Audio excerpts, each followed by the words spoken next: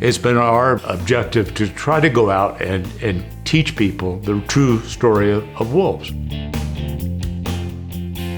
We built an enclosure. It was the largest wolf enclosure in the world, 25 acres. We really were sleeping with wolves at our door. We had our little tented camp. We had 2 tents, a yurt, which is a Mongolian tent, a round one on a platform, and then a wall tent underneath that, or next to it, and chain link around that. And the chain link wasn't to protect us from the wolves. The chain link was really just to protect our stuff, because wolves are notorious at stealing things. They love everything that you've got, they want it.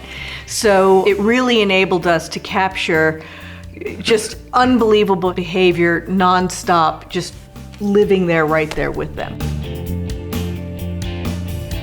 But we didn't treat them as pets. They were never pets. You know, they were familiar with us, but we couldn't ask them to come. You couldn't put them on a leash like a dog. You wouldn't want to.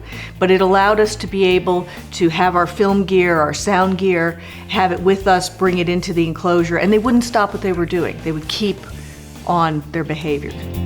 Wolves are a pack, and they are a family. They're not a random collection of animals that have come together. There's a leader, there's a follower, the omega, the alpha, the mid-ranking wolves. Each wolf had a different personality, and they cared about each other. Generally, the alpha pair in a pack are the leaders. The alpha male really pretty much takes care of the whole family. The alpha female pretty much oversees just the females. You then have the beta wolves, which are sort of the second in command. And then you have mid-ranking wolves, these wolves in this vague area, and they're constantly squabbling amongst themselves just to get one up higher in the mid-ranking group. And then at the bottom you have the omega wolves, and those are the ones that are always picked on. They're, you know, they really try to be the instigators of play, to diffuse pack tension, but they are the ones that do get picked on. You know, it's always sad to see, but you know, they are important members of the pack. They really are needed. When we started the project, most people didn't really have an opinion about wolves. But about halfway through our project, wolves were being captured in Canada and reintroduced to Yellowstone and central Idaho. The wolf is an important part of the ecosystem. Before wolves were introduced, the elk would just overgraze all the areas around rivers and streams, and they would browse on and suppress the growth of willows, aspens, and cottonwood trees. And now, because the wolves are back, these reintroduced wolves, the elk are much more wary. They're much more alert, and they're on higher ground in other places where they feel safe from the wolves. The vegetation has grown back, it's shading the water is cooler, there are now more trout, there are more songbirds, there are more beavers. It's a huge success.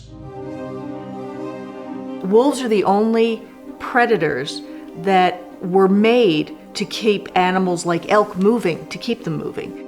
And then they go after usually just the sick and the weak, so they're very careful and very selective. In 2011, the wolf was taken off the endangered species list. It's no longer protected by the federal government and handed over to the states to manage. Well, the states right away opened up a hunting season.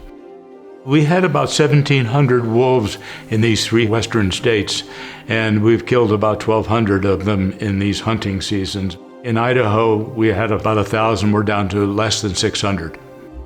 And they'll become extinct if that goes on, and we'll be back where we were before. We need them. I mean, it's like taking the spoke out of the wheel of a tire. You know, it might look okay, but eventually it's going to collapse.